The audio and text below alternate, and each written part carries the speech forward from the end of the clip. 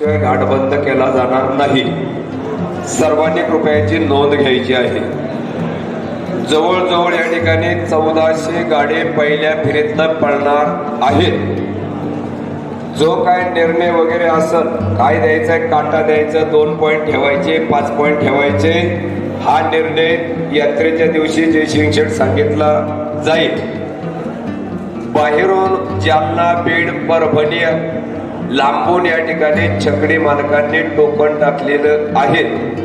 त्या छकडी मालकाला एक नम्रतेची विनंती आहे, बाबा रे तुझे 4 बैल इथं पाहिजे गाड्याला, त्याच्यावर बसायचं नाही, उठायचं नाही, गाडा पळायला पाहिजे, अन्यथा तू आजच सांग आम्हाला जमणार नाही, तुला 5000 रुपये देऊ, तू येऊ पण नको।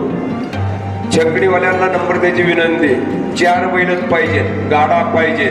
तुम्ही जालना, बीड, उस्मानाबाद, सोलापूर, सातारा, सांगली, कोल्हापूर, निकुण तिकून येणारे आपल्या मावळ तालुका, मुळशी तालुक्यातले सुद्धा या ठिकाणी छकडी मालक मंडळी टोकन टाकलेले आहे, असा या ठिकाणी कमिटीने आजचा निर्णय सांगितलेला आहे। दुसरी महत्वाची गाडी मालकांना सूचना या ठिकाणी कमिटीच्या वतीनं दिली जाणार आहे। खाली घाटामध्ये गर्दी करायचं कुणी नाही, तुम्हाला ज्याला त्याला आपले काय कमिटीने सांगितल्याप्रमाणे टी शर्ट 25 दिलं जाणार आहे। पण काय असतील ते दिले जाते, परंतु आमच्या नजरेत असं येतंय जयसिंग शेठचा गाडा आहे, परंतु दुसरी 10 माणसं जयसिंग शेठच्या धुऱ्या जो माग साईडने उभी राहतात, तुम्ही कोणी यायचं नाही। त्यांना जर बैल झोपायला मदत लागत असेल, त्यासाठी 7-8 मंडळी वेगळ्या स्वरूपात तिथं आम्ही म्हणजे कमिटी तयार करणार आहे। तीच मंडळी फक्त बैल झोपू लागतील। एकदा तुमचा बैल निघून गेला, काही घोटाळा झाला, परत खाली यायचं नाही, याची कृपया सर्वांनी नोंद घ्या।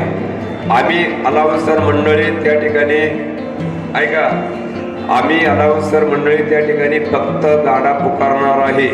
स्वागत वगैरे सामूहिक स्वागत पाठीमागच्या स्टेजवर होईल, अलाउन्सर मंडळी सामूहिक एकदा स्वागत करतील, परत स्वागत करणार नाही। काही जर बैल झोपणारी मंडळी असतात, एकदा एक जण सांगून जातोय आमचे बैल झोपा अलाउन्सरला, परत पलीकडच्या बाजूने तिसरा माणूस होते, हो आपली जुगलबंदी पुकारा, जुगलबंदी वगैरे काही पुकारली जाणार नाही, असा या ठिकाणी निर्णय आहे। अजून एक महत्वाचे गाडी मालकाला